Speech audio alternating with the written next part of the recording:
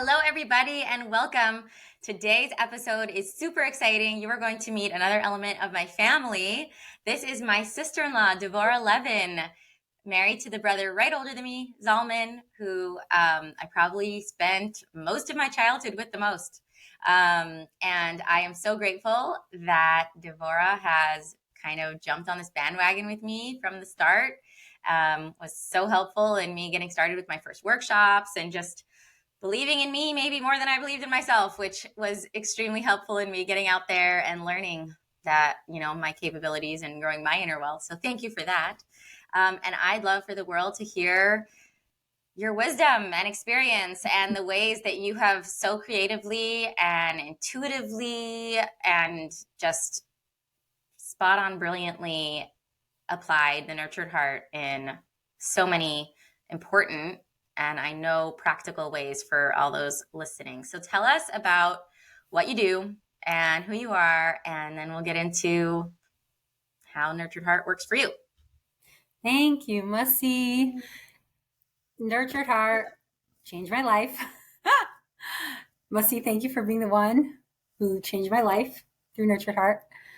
I direct Chabad of Palo Alto with my husband, and we do many, many programs, and some of our most important programs are our kids programs.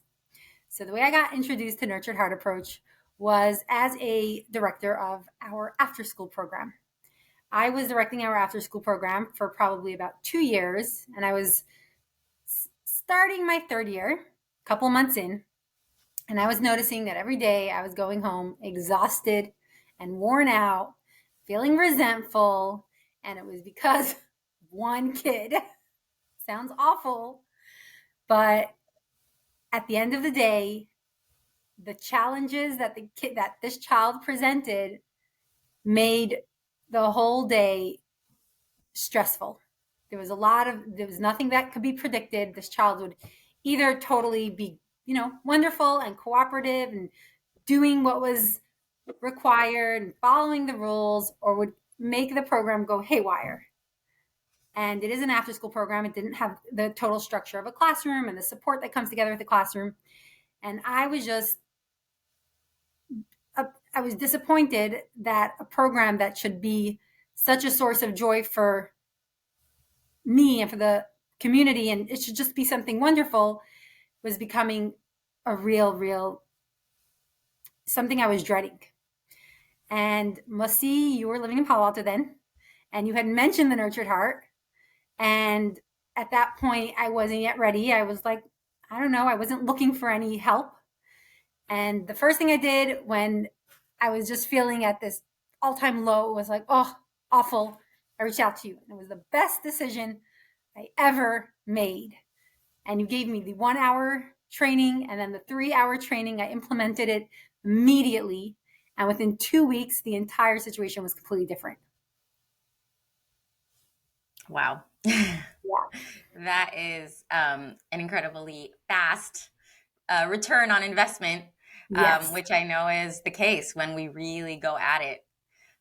So I want to hear what that looks like to have the nurtured heart in an after school program, what that looks like in an after school program where there's maybe that one kid who's really, the more challenging one, and then all the other kids, obviously, that are also as important and there, and maybe a little bit about what that transformation looked like. So getting back to this specific child, one thing I noticed immediately within myself was I was very clear in our rules. And I was very on top of giving the kids a great time, having fun activities and doing fun things. But when a rule was broken, I very clearly laid down the law. The rule was broken. But for a child who's struggling to follow the rules, to toe the line,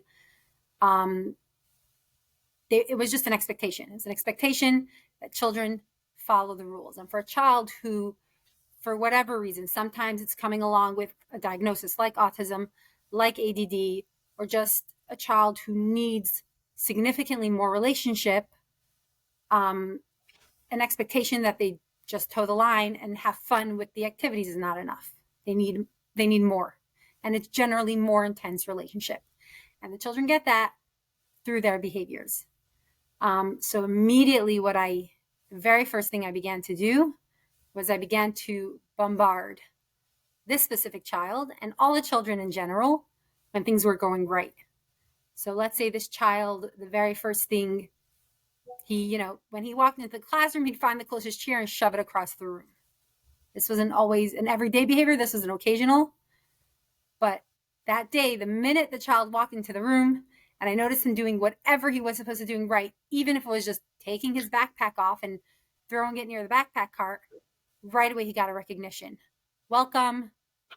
First of all, he got a recognition for who he is, just immediate relationship. Welcome. It's good to see you. How are you doing? I'm noticing you put your backpack by the backpack cart. Thank you. A minute later, I'm noticing that you're doing the next step of what you're supposed to be doing. I'm noticing you're not throwing a chair across the room. It was a tremendous amount of recognitions of this child for things going right and things not going wrong. And this was absolutely what this specific child desperately needed. Not every child needs that level of relationship constantly and intensely every potentially 2 to 3 minutes.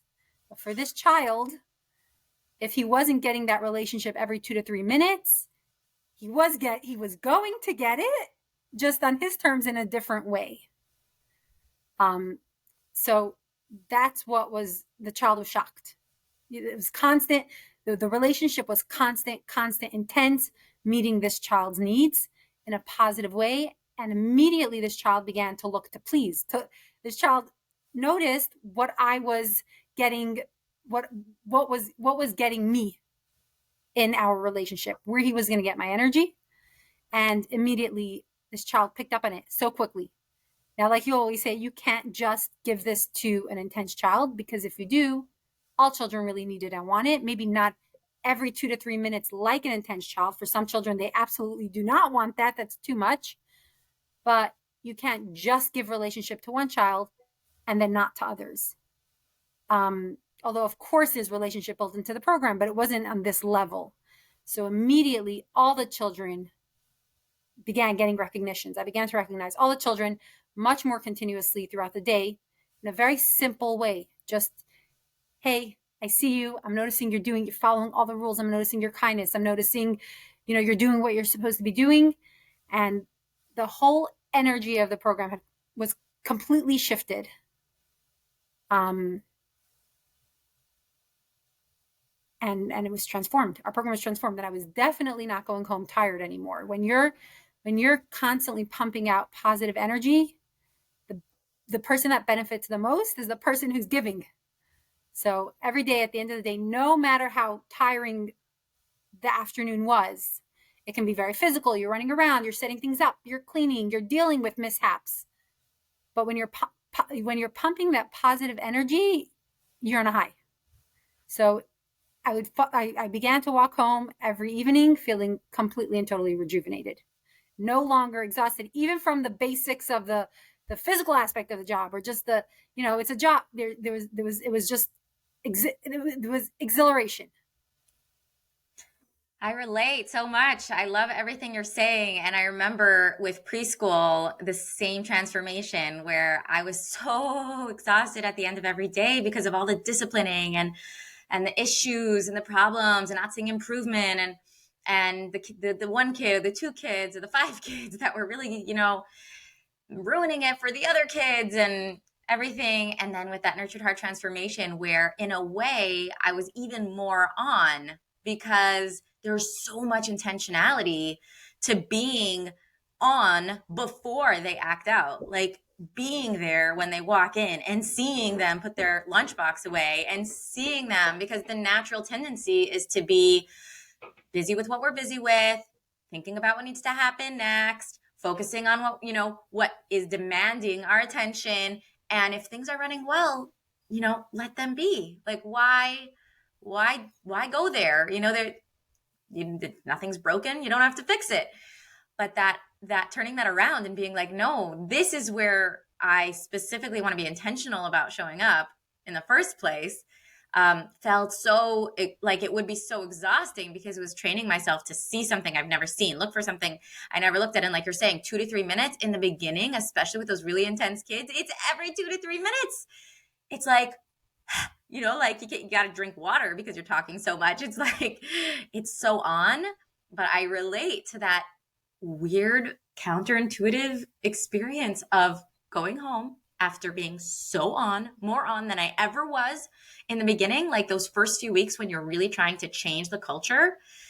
It has to be so every 2 to 3 minutes. I probably recognize my kids, my own personal kids at home, maybe less than some of you out there listening to the podcast, because it's doesn't it's we've kind of built a foundation that we're confident in our inner wealth, and we're confident that we are not gonna make the negative moments be what matters. And so we don't need to like convince anyone, like we're already believe it. So it's almost like become like a calmer environment where it's not this intentional every second, what are you doing? We can just relax in each other's light.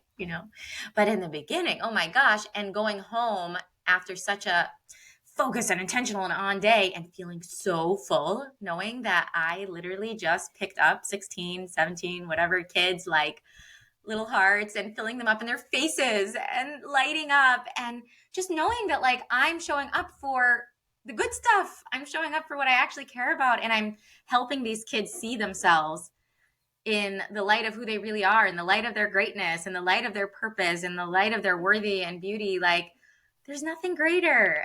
And it's permission, because before I also wanted to do that, but I was just so busy putting out fires. I didn't know that it's okay for me to say, well, fires or no fires, I'm doing this. And like you say, you were busy putting out fires. As much as we might think we're exerting more energy, recognizing the positive things that are going right each moment and pointing that out to the kids, and whatever energy that takes. And it doesn't even have to take physical energy. It's the words. You have to drink a little bit more. You're talking a little bit more. But if you're not, you're going to be putting out fires, which are actually going to take a lot more energy. And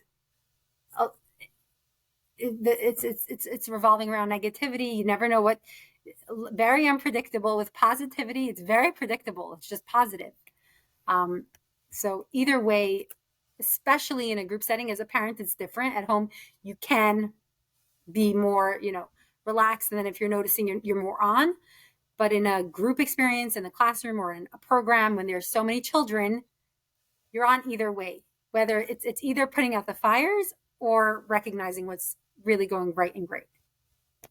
I love that. That's so true. And the more than that, it's like, I know from my own experience, when I'm putting out fires, I'm looking for smoke, because I don't want to put out a big fire.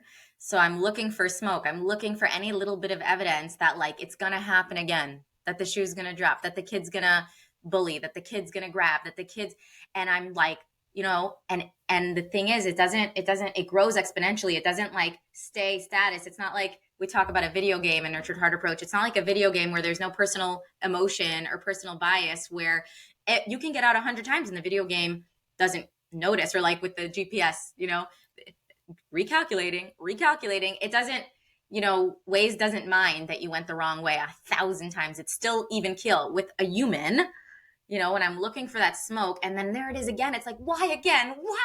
And each time I'm getting more frustrated and more sure that this kid is a real problem, and more sure that I can't handle it, and that nothing's I'm doing working, and that they, maybe they even need to be kicked out, like it's so frustrating. But the very same thing is true.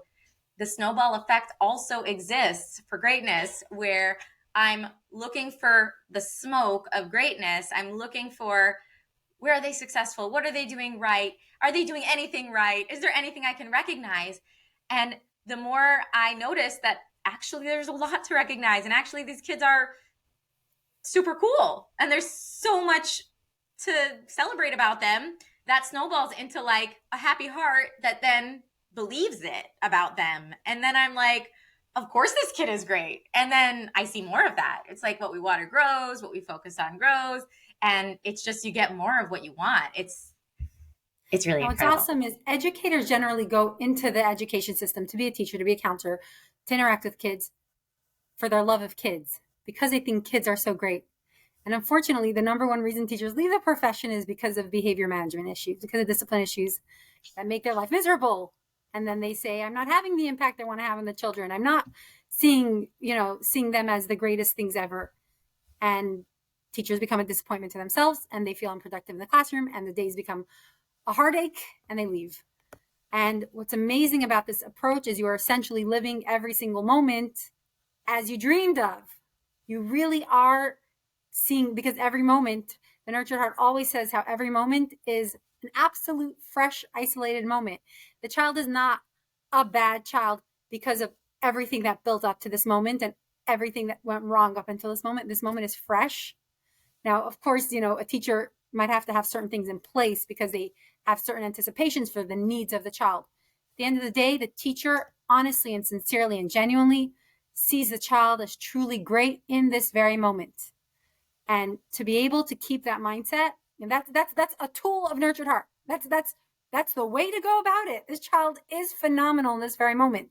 If you're gonna keep the baggage from before, you gotta shift your mindset. And when you see the child as really great in this moment, it's the epitome of what an educator wants to be living every moment with every child. Yeah, it's so true. And it's so satisfying and meaningful to be able to know you're making that difference for like all future generations. That is, like you said, why they signed up for this in the first place. And it makes me grateful for my line of work because I get to inspire people to be able to be who they want to be and do what they want to do.